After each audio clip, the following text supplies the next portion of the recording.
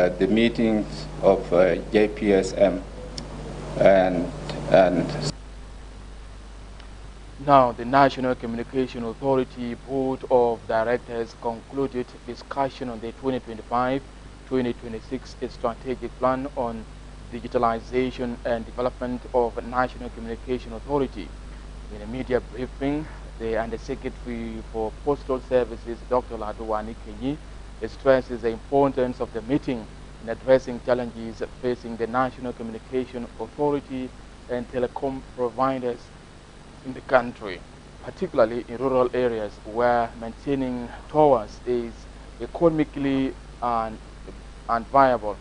Dr. Ladu encourages citizens to report any issues with telecom operators to the National Communication Authority or the Ministry, stressing the government's commitment to addressing public concerns.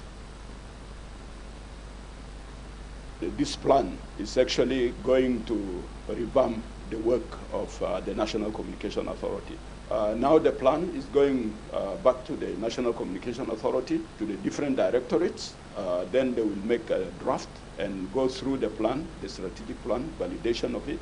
And if we validated it, then we will pass it, and then that will become effective strategic plan of the National Communication Authority. The strategic plan revolves on 4 issues, which is the capacity within the National Communication Authority, and then also the digital divide, how the National Communication Authority can help close the gap in the country.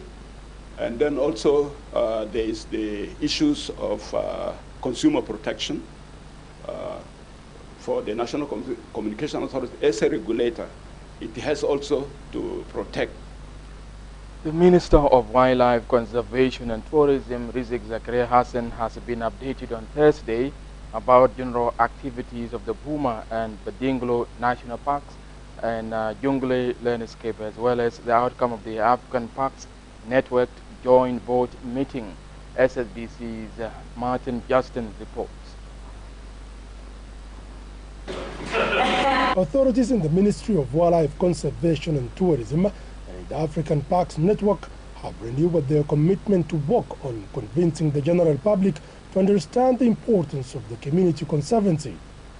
The Undersecretary in the Ministry of Wildlife Conservation and Tourism, Peter Loro Alberto, says the meeting lists problems African Parks Network encounters in the course of discharging its duties, especially denial of flights of its aircraft in monitoring the Buma National Park and its reserves. The action point, which was deliberated in the meeting of the African board meeting in Badingilo, we really discussed a lot about the problem facing the African park, especially when we are told not to fly over Nyat to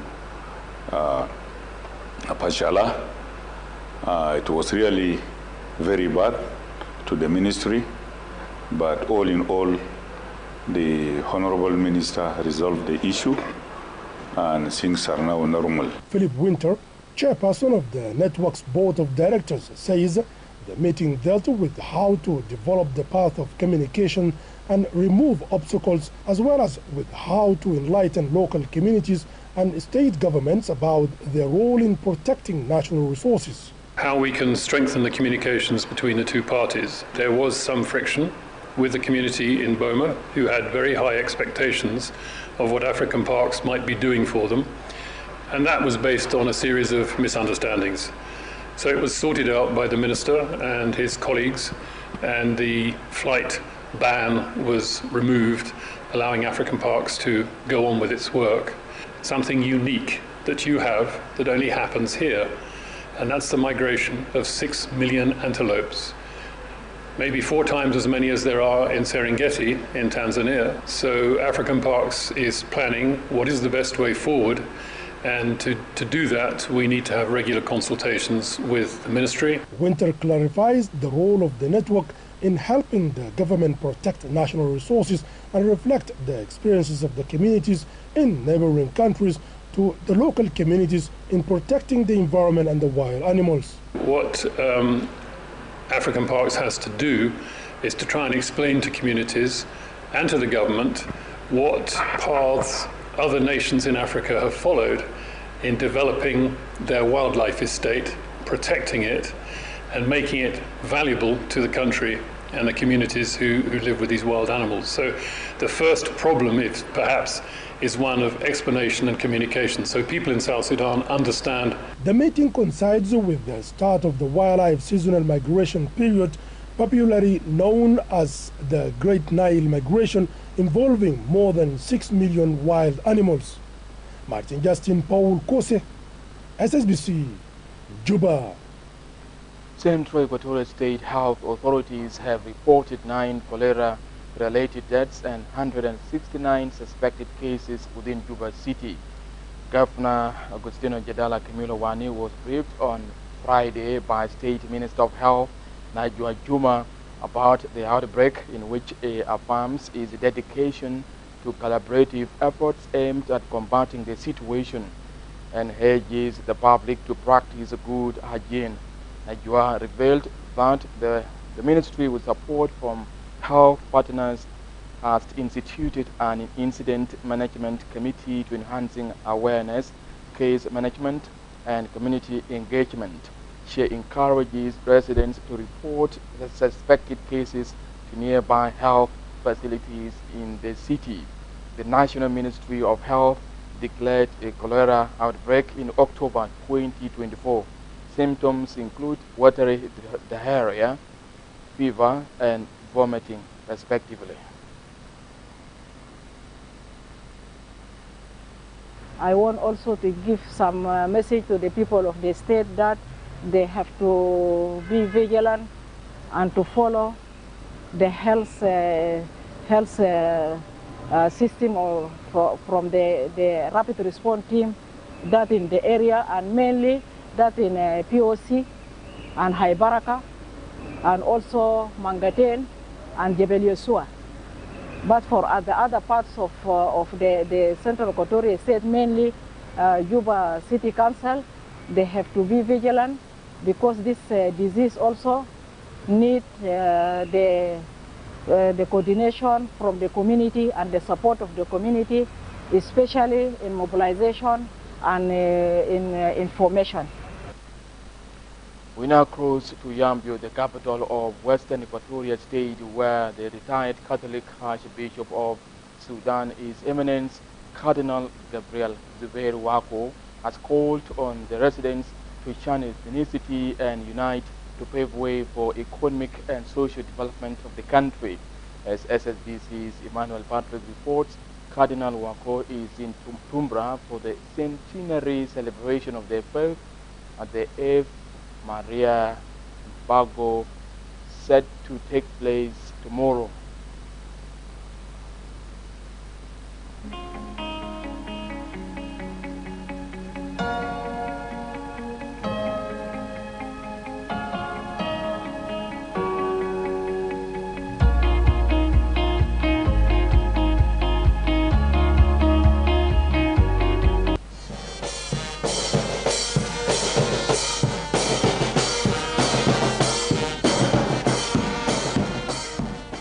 The retired Catholic Archbishop of Sudan, Cardinal Gabriel Zubair Wako, has urged the people of Tombra County in Western Equatorial State to refrain from tribalism.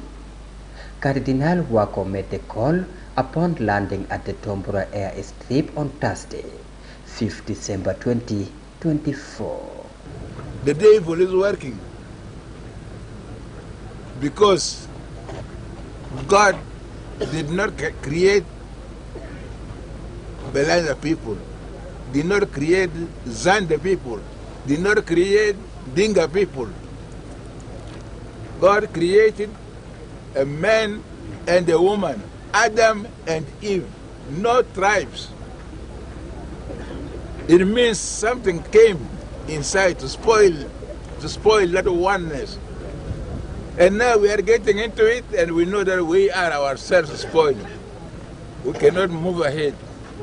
Brothers and sisters, As we remember these big days, 50 years, 40 years, and so on.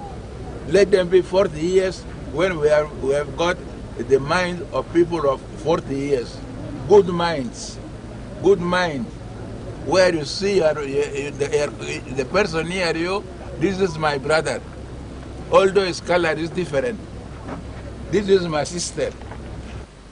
The Catholic Bishop of Tombora Yambio, Dr. Eduardo Hiboro Kusala, said His Eminence is in Tombora for the centenary celebration of faith at the Ave Maria Mboko. I, on behalf of the Diocese of Tombora Yambio, wholeheartedly welcome you here to participate with your faithful in celebrating 100 years of faith in this place. 50 years of the founding of the local church in Sudan, of which you are a member. 50 years of the Diocese of Tombora, which is where we are now. And then 40 years of the National Eucharist Congress. We are so grateful that you have made it here. This significant event highlights the rich history and influence of the church in the county.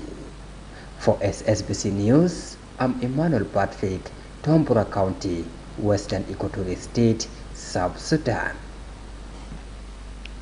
29 Secretary Generals from the registered political parties convened a consultative dialogue as part of pre-election activities to prepare ground for the forthcoming elections in the country.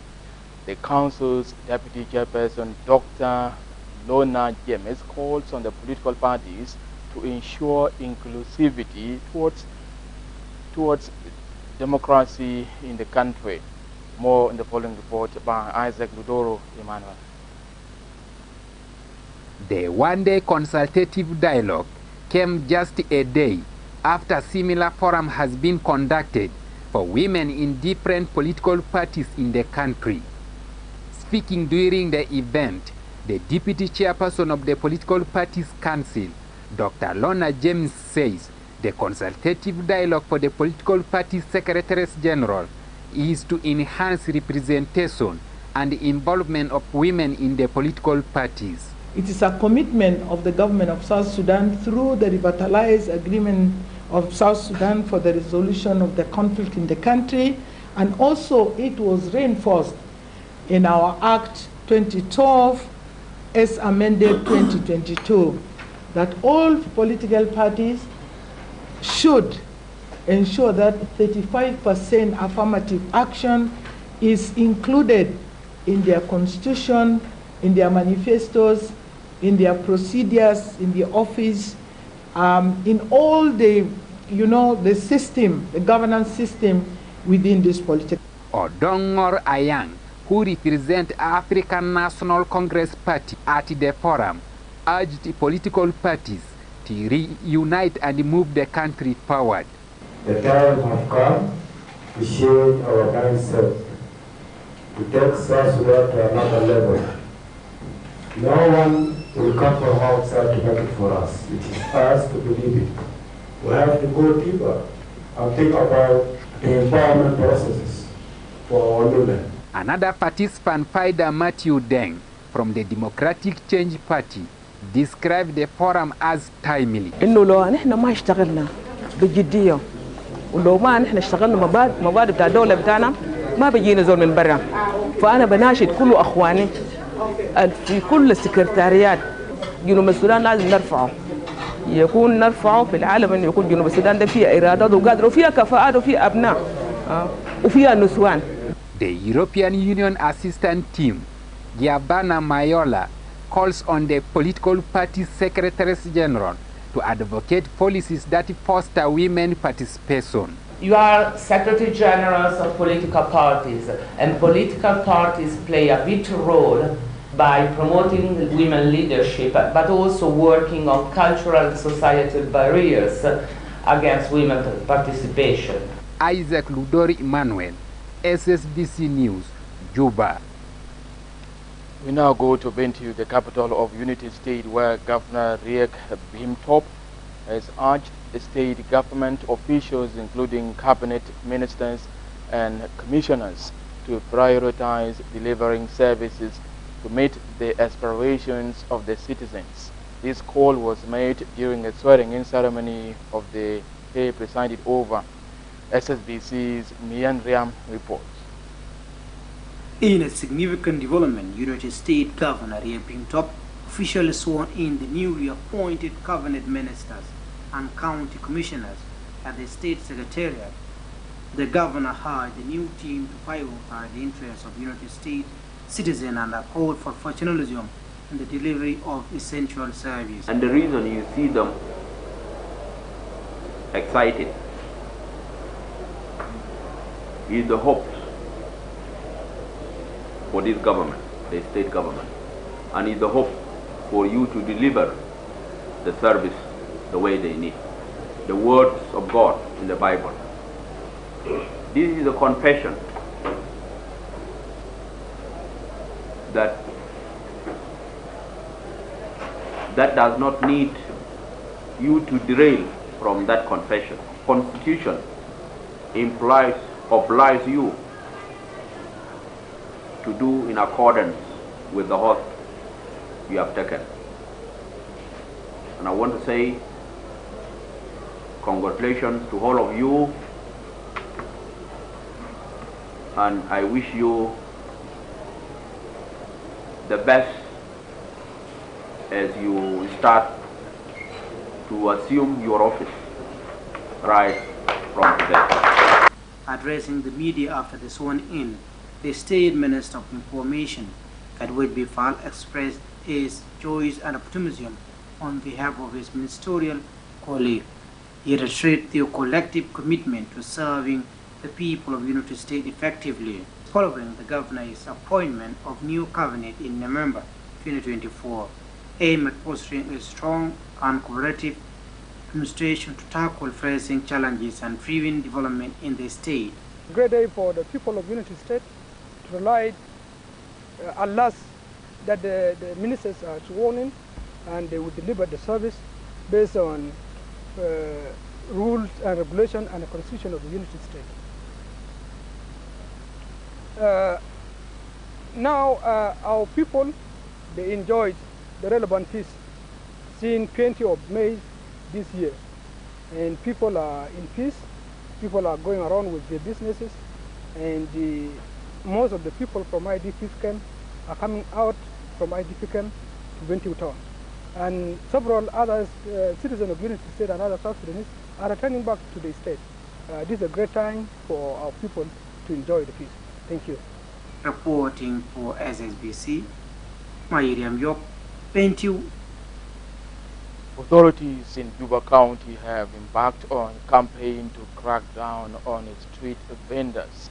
This comes following a local order issued recently warning them against selling their wares along the streets to ensure traffic safety and public health.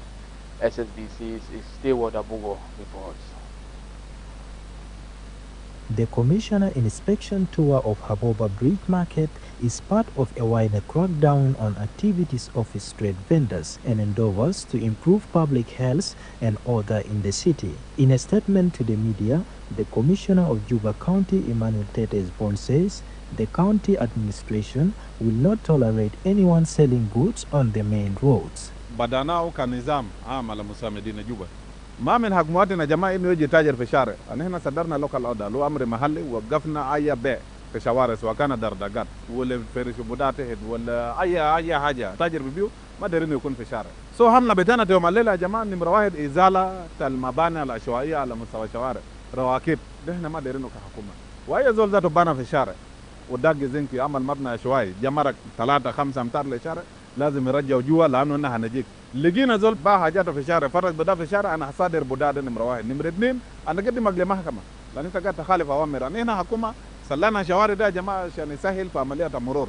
The Director of Public Order in Juba County, Samuel Pitia, echoes the Commissioner's sentiments, emphasizing that the crackdown does not target citizens but is focused on maintaining clean and healthy environment. فالشغل بتاعنا ده ما بيقيس. نحن بدأنا الليلة لحد في نهاية السنة نحن بكون شغالين. وزعنا دبان مجالس، بعدين مع ناس بوليس، مع ناس سكترات، في مراقبة التسعير ده حتى نهاية السنة. Beatrice Kiden, a resident in the neighborhood of the market, welcomes the initiative, which she says can help reduce congestion and improve hygiene. Mina na jana inu mahali nedif budele biga nedif sika nedif yani nasamu commission amul haja ni Ssbc. The crackdown is expected to target several areas including Gumbo Sherikat, Referendum Residential Area, Mangala Road, Custom Market, Konyakonyo Market and Juba. Is Stewart Abubola Suba, Ssbc News. We now cross over to Rang County, where devastating floods caused by heavy rainfall have left the area in ruins, cutting off residents from accessing essential services. The commissioner of Rang County, Akotjol Achek, stated that the floods have severely impacted internal roads, disrupting movement and economic activities within the county. Commissioner Joel made the remarks on Thursday during the launch of the internal road rehabilitation project, assuring the public that the county authorities is working tirelessly to ensuring the success of this initiative, which aims to restore road connectivity and enhance the movements of the citizens and goods in the area.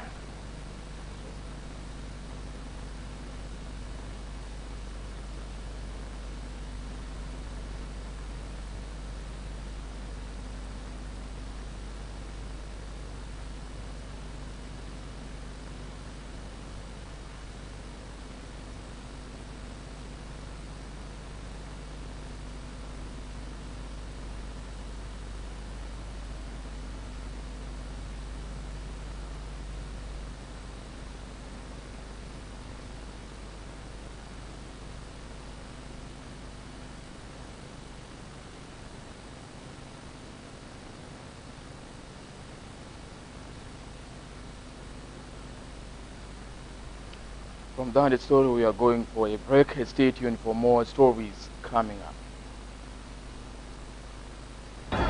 Sudan Republic way! Salva Kiir way! Junuba Sudan way! Junuba Sudan way! John Garang way! John Garang way!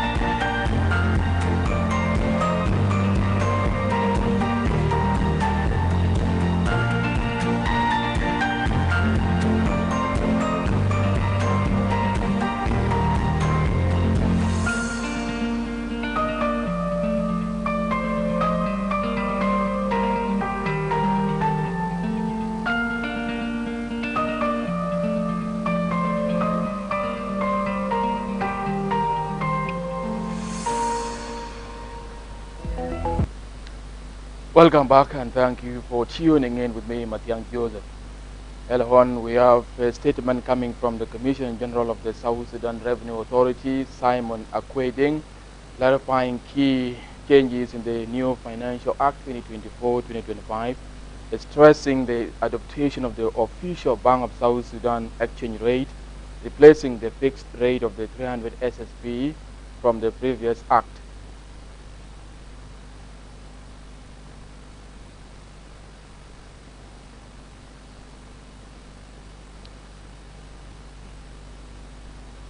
Okay, joining me now on the program is the Commissioner General of the South Sudan Revenue Authority, Simon Akwe, to discuss the newly enacted Financial Act 2024-2025. This legislation introduces significant changes, including the adoption of the Bank of South Sudan exchange rate, which aims to bring a greater economic recovery, and including the impact of taxpayers. Welcome to the program, Simon Akwe. It has been a while. Thank you very much, Mr. Joseph. My pleasure meeting you today. Okay, starting as to the Commissioner General, could you provide a concise overview of the main provisions of the Financial Act 2024-2025 and its core objectives? Thank you very much, Mr. Joseph. My viewers, thank you very much for tuning in. Today, I would like to just clarify a few issues on the Financial Act 2024-2025. Let me begin with the 2021-2022. The rate of the dollar in the Financial Act was only 90 SSP then. Then in the Financial Act 2022-2023, the rate of the dollar was equated to 300 SSP. But in the Financial Act 2024-2025, the rate of the dollar has been plotted to the rate of the Bank of South Sudan, and which is today is about 3,400 plus. So this has caused a number of issues. I have been meeting 300 businesses for the last 3 hours in Pyramid Hotel, and their main concern has been that because we are asking why are the prices going up in the market. And there were two issues. Number one is the plotted rate, Bank of South Sudan rate. They say that one raised prices to a very high level. Although the act itself is fair on the issues of food commodities, you know, a lot of levies on the goods, like food commodities are zero rated in the act. They are not charged anything, apart from the initial charges that are in the 2022-2023. But in 2024-2025, food, all the essential food commodities are zero rated. But when the food goes up in the market, this is because the rate is equated, according to the act, the rate is equated to the Bank of South Sudan rate, which is 3,400. So when you look at 300 to 3,400, it is a bit of jump. So we are telling our people to be patient. This will be addressed to the government. so that the government can look at it on how this can be operationalized. Otherwise, the Financial Act is fair, except only the issue of rate, which has jumped from 300 to 3,400. Okay, with the inflation is still ongoing, and you mentioned that you have been engaging business entities across the country regarding the Financial Act 2024-2025. How do you convince the businesses, business entities, to get really into this Financial Act? Basically, you know, when there is an act of parliament, it becomes a law. And a law can only be repealed through intervention of parliament.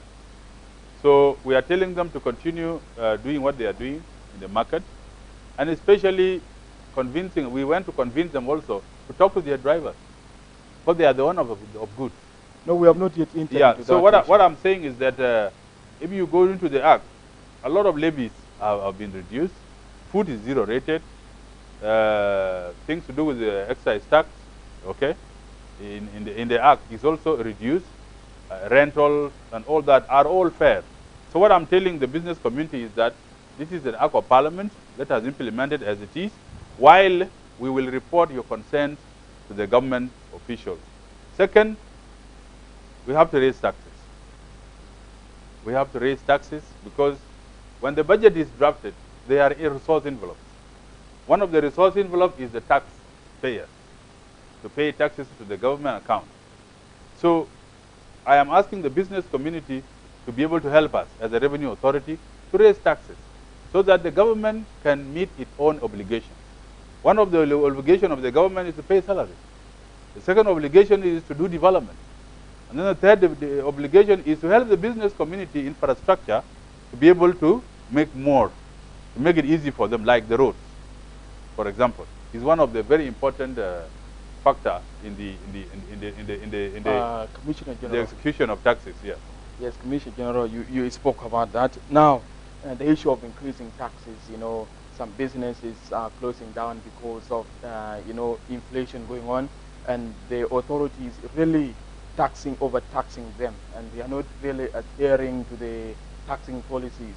So how do you convince, you know, the locals or the local businesses to be competing with the international businesses operating in the country?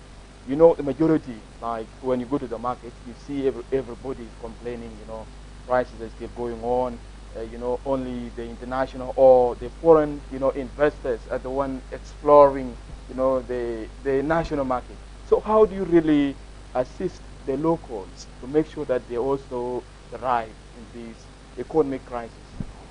I may not say the locals, but let me say the business community, for that respect, because I am a government. We are trying, the law help them to be able to protect them from imports that are already here. Number one is the fishing industry, has been protected by the law to raise taxes for the fish. Water, which is already produced in South Sudan, is also protected in the Act. So what we are saying is that the government is trying to protect things that are already produced in the Republic of South Sudan through the Act by raising the cost. And the government is also helping the business community to lower things that are imported from other countries to encourage more imports into the country. So these are two factors that are in the Act, and I think they are well articulated, and they are very good. If you look at the rate, it's very good for our business community, except the fact that what they raise today is the issue of floating the rate, which is a very big factor. Actually, the whole Act, if I can summarize it, Mr. Joseph, is very good. Okay. Except that the rates, which is jumped from 300 to 3,400. This is something that will be put in the desk of our Minister of Finance and also on the desk of our Speaker. Okay, now you're insisting on the importance of the rate, that the rate is really good for everybody in the country. Now, how do you measure or monitor the success of the implementation of the Financial Act? The tax collection is a different process altogether. It has nothing to do with what is going on in the rate. Because if you look at, there are so many provisions, you know, that have been aligned. And when you say that the issue of extortion by the tax collectors, we are trying to automate. We will put automation systems, electronic systems that will be able to make tax collection easier. And also to avoid people touching money. Because when you collect money through a system, through an automated system like you swipe, you pay money through the system, then it is reflected directly in the Ministry of Finance account. Okay, before we go far, the issue of exempting, the humanitarian organizations from paying taxes, how far? There is an issue of SOPA, SOPA agreement, which was signed between the government and the United Nations. But that does not cover the fact that they have to pay PIT. That is property, goods that are coming into the country. What about property? What about the PIT? It has to be paid. NGOs have to pay taxes, because they are not UN. They are entities that are actually doing some work, so they have to pay taxes. For that matter, what is not paid by non-governmental organizations is the PBT, business profit tax, because they are humanitarian in nature. But for PIT and for other things that they do in the country, they have to pay levies, to the government. Venturing into the main topic of this program, more than 3,000 trucks are stranded in Nimili. They are not coming in because of issues and misinterpretation of the financial and the increment in tax paying. They are complaining and the illegal checkpoints, being put up by organized forces and other government institutions. Now, what is happening? The Minister of Trade formed a committee of inquiry into this issue. What is happening at the border? The border, of course, the drivers have gone on a strike since the 27th of last month. And they have not opened the border up to today. What they are complaining are what we call the non-tariff barriers. Non-tariff barriers are the taxes that are collected outside the law. They are complaining of the taxes, that the fees that are collected by traffic, fees collected by different security agencies, fees that are collected by outside the law. These are the things that they are complaining of. But what is in the law has not changed. And importers, they come and find our law here. When we are exporting to other countries, we also find that law. There is no room for complaint there. But the room is that things that are not within our regulations, this is what they are complaining of. And we form a committee led by General Paul Nang, and they went to Numili, they negotiated with them, they signed an agreement, but still they refuse. And I want to use this media to ask the owners of the goods to talk to the drivers, because already their concern has been heard, and we have addressed nearly almost 80% of what they complained of. So the road, there is also a patrol that has been put on the road by the Ministry of Interior, the IGP, has also put a patrol to help the drivers move cordially to Juba. So these are issues that have also been addressed. So I want to appeal to the business community using this media that most of the things you complain of have been addressed. Now you move. Okay, for the matter of time. Yeah. Now, if they don't agree, the truck drivers, if they don't agree to come back and start doing their work, what are you going to do as a government to make sure that goods, enter into the country? We have our counterparts. The drivers are not in South Sudan soil. They are at the other side of the border of Lim. So we have the Kenyan government, we have the Ugandan government, and South Sudan government. This has to be now a tripartite discussion between the three governments to be able to address the plight of drivers. Whatever they are complaining of, if they think that we have not done it, then it has to go to that level, where the government to government discussion take place, and I believe that it will be resolved. Okay, Yeah. matter of discussions and resolution, when are you taking action? Because now things are getting tougher in the market. Action has already been taken. We have signed an agreement with them, but they have not accepted that agreement, and therefore we have to revisit exactly what are the fresh things that they want now. That is what we need to revisit as a revenue authority. Okay, Simon Akwe, Commissioner General of the South Sudan Revenue Authority. We leave it there. Thank you so much. Thank you very much. Thank you. Thank you. Thank you. All right. Thank you very much. Okay, the construction of Juba, Mundiri, and Yambio Highway is making significant strides. Peter Atim, Managing Director of the Rhino Star Construction Company, praises the tireless work of the engineers involved in the ambitious project. This vital infrastructural project is vital for connection and facilitating goods and movement of people in the area.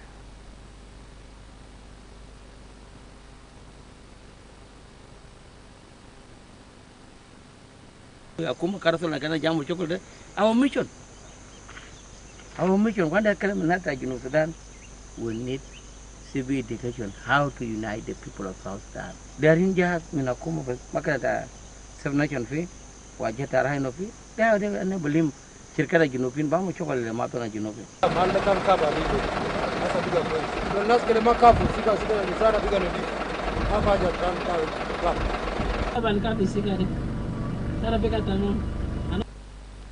That's it from me and the team with me, Matiang Joseph, and thank you for tuning in. Stay tuned for more programs coming up.